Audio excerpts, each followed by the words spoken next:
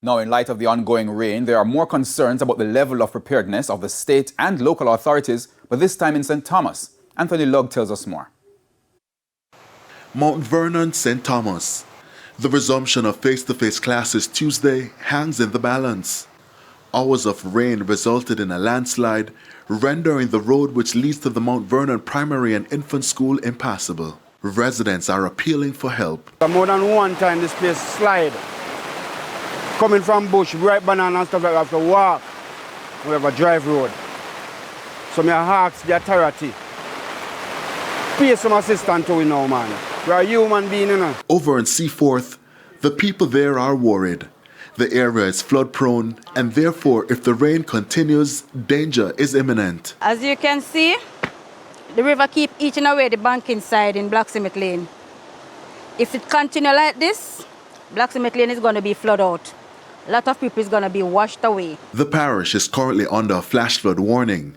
This after the tropical storm watch was discontinued on Saturday.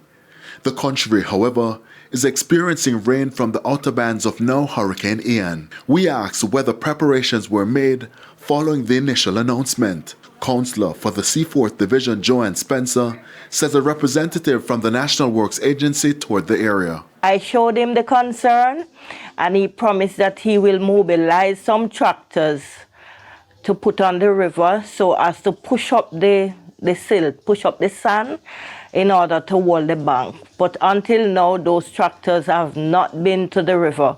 And because of that, now people are on edge. The Office of Disaster Preparedness and Emergency Management, ODPEM, says the necessary protocols are in place and will be activated if needed. But the councillor says residents are reluctant. If they leave their home and go to the shelter, which is up, they are going to leave behind their furniture, and they are very concerned because they were washed out already by that same river. And with more rain in the forecast, this appeal.